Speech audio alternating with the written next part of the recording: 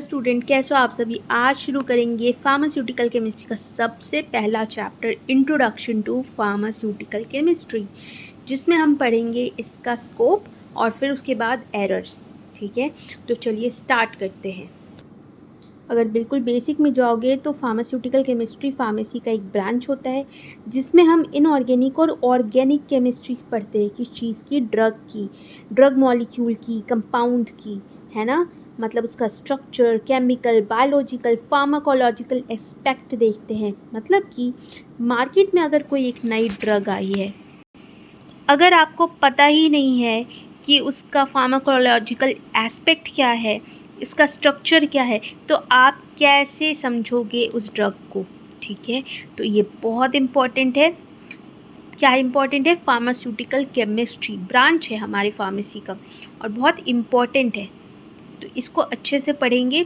और I will request you all कि आप रोज़ फार्मास्यूटिकल केमिस्ट्री ज़रूर पढ़ें, क्योंकि इसकी classification everything is very important और इसी पे पूरा फार्मेसी आपका बेस्ड है। डी फार्म हो या बी फार्म हो, ये इसी पे बेस्ड है। ठीक है, तो आगे बढ़ते हैं एरर्स पे। मैंने हैंड रिटन ये बनाया है, आप देखते चलो। कोई प्रॉब्लम हो तो आप मुझे बता सकते हो। एरर क्या होता है? एरर मतलब होती है, सिंपल सी बात है, कोई भी गलती, है ना। किसी भी प्रकार की गलती। मान लो हम बाज़ार जाते हैं, सामान हमें बोला गया 1 किलो लाने और हम आधा किलो उठा कर ले आए। बाद में मेजर किया तो पता चला 1 किलो की जगह आधा किलो आ गया है। तो कितने का डिफरेंस हुआ? 1 किलो में हम लेकर आए आधा किलो, तो आधा किलो का डिफरेंस हो गया। तो आधा किलो हमारा क्या हो गया?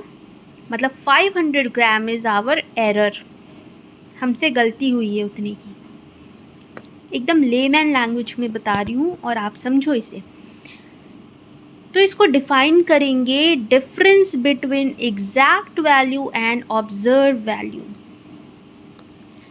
ठीक है, या फिर अगर आप दूसरे तरीके से अगर डिफाइन करते हो तो कहते हैं it refers to the difference in the numerical value between a measured value and the true value. मतलब एक न्यूमेरिकल वैल्यू है, उसमें आपका एक मेजर्ड वैल्यू है और एक ट्रू वैल्यू, उसके बीच का जो अंतर है वही है इसका एरर। आई होप इसमें कोई दिक्कत नहीं हुई होगी। तो एरर जो होता है ब्रॉडली अगर देखा जाए तो दो कैटेगरीज में होते हैं। पहला होता है डिटर्मिनेट और दूसरा होता है इनडिटर्मिनेट। डिटर्मिनेट को कहते हैं सिस्टमेटिक एरर और इनडिटर्मिनेट को कहते हैं रैंडम एरर। पर क्लासिफिकेशन में 4 बता रही हूँ। ठीक है, 4 पॉसिबल एरर्स होते हैं, जो कि होते हैं सिस्टमेटिक, रैंडम, मेजरमेंट और ग्रॉस एरर। मतलब systematic error, random error, measurement error और ग्रॉस एरर। सिस्टमेटिक एरर क्या होता है? सिस्टमेटिक मतलब बताया डिटर्मिनेट। जैसे कि हमने टाइट्रेशन करना है, आप सब ने 12th में टाइट्रेशन परफॉर्म किया होगा, है ना। तो अगर टाइट्रेशन परफॉर्म करते हैं, उसमें किसी भी प्रकार की एरर या चूक होती है, ओके, तो उसे हम कहते हैं सिस्टमेटिक एरर। इन एरर को हम कम कर सकते हैं या रोक भी सकते हैं। अगर हमें पता चल गया कि भाई हमसे क्या गलती हो रही है, तो हम उसको रोक सकते हैं। मतलब इट कैन बी प्रिवेंटेड और मिनिमाइज्ड। अब सिस्टमेटिक एरर कौन कौन से होते हैं, क्या क्या होती है इसमें प्रॉब्लम्स? तो सपोज़ आप कोई कैलकुलेशन कर रहे हो और आपने उसमें इनकरेक्ट फॉर्मूला अप्लाई कर दिया, तो सिस्टमेटिक एरर हो गया, है ना। अगर आप सैम्पलिंग कर रहे हो किसी भी प्रोडक्ट का, उसमें एरर हो गया। अगर आपने कोई मेजरमेंट करना है, सपोज सोडियम को आपको मेजरमेंट करना है, आप उसको वेइंग स्केल पे ले जाते हो, 5 ग्राम के जगह आप 7 ग्राम उठा लेते हो, एरर हो गया। ठीक है, और टाइट्रेशन अगर बहुत हाई स्पीड में हो जाता है तो केमिकल रिएक्शन होने के चांसेस होते हैं, यहाँ पे भी एरर हो गया। तो इसे समझना है, इन सबको क्या कहते हैं? सिस्टमेटिक एरर, मतलब जो सिस्टम में हो रहा है।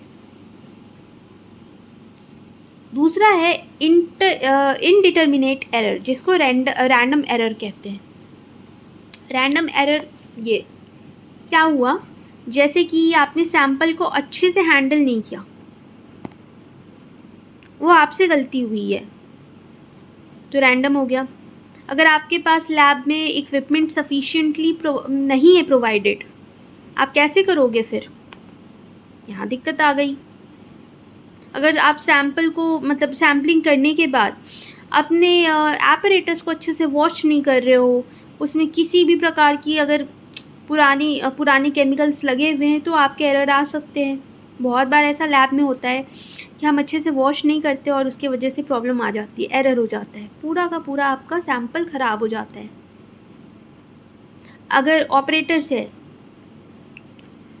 मतलब अगर आप यूज़ कर रहे हो कोई भी मतलब कोई भी आप परफॉर्म कर रहे हो केमिकल रिएक्शन कुछ भी, और आप ट्रेंड नहीं हो, अच्छे से आप परफॉर्म नहीं कर रहे हो, आपसे मिस्टेक हो रही है तो एरर आ रहा है रैंडम। अगर आपका इन्वायरमेंटल फैक्टर है, सपोज़ बहुत गर्मी है या बहुत ठंड है या मॉनसून का सीज़न है, तो मतलब कहने का मतलब है टेम्परेचर डिफरेंस भी क्रिएट कर सकता है एरर को।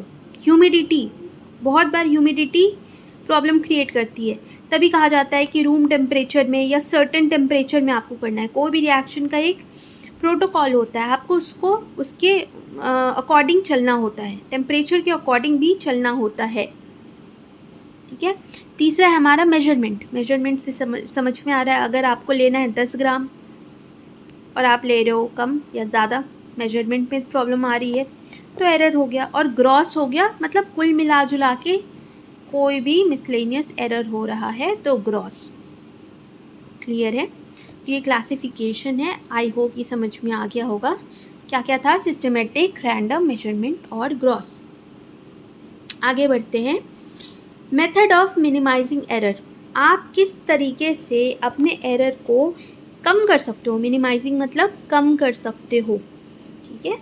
अगर आप किसी भी इंस्ट्रूमेंट को कैलिब्रेट करते हो, मतलब पहले से आप उसको चेक वेक कर लेते हो, प्रॉब्लम तो नहीं है इंस्ट्रूमेंट में, अपने एपरेटस को आप अच्छे से क्लीन कर लेते हो, ठीक है, नेसेसरी उसमें जो भी करेक्शन करने की ज़रूरत है आप करेक्ट कर लेते हो, तो आप अपने एरर्स को कम कर सकते हैं। दूसरा है परफॉर्मिंग पैरेलल कंट्रोल डिटर्मिनेशन होनी चाहिए। फिर है ब्लैंक डिटर्मिनेशन, आप ब्लैंक टेस्ट भी कर सकते हो, कोई प्रॉब्लम तो नहीं है, सब कुछ सही से परफॉर्म हो रहा है या नहीं, एपरेटस में प्रॉब्लम तो नहीं है। ठीक है। फिर cross checking result by different method of analysis, आप 2-3 मेथड से अपनी जो भी आपने परफॉर्म किया है आप उसको चेक कर सकते हैं, क्रॉस चेक कर सकते हैं। उससे क्या होता है, रिज़ल्ट जो है हमें समझ में आ जाता है कि हमसे कितना एरर हुआ भी है या नहीं हुआ है। और फिर है method of internal standard, okay. फिर मेथड ऑफ स्टैंडर्ड एडिशन, ये सारे हम आगे भी पढ़ेंगे। अभी मैंने एरर समझा दिया है। नेक्स्ट टॉपिक है आपकी एक्यूरेसी पढ़ने के लिए, क्योंकि सेम टॉपिक का है, तो आप मेरे इस टॉपिक को अच्छे से पढ़ने के लिए इस चैनल को देखते रहें और आगे से इसकी रिवीजन भी करते रहें। Thank you so much for watching.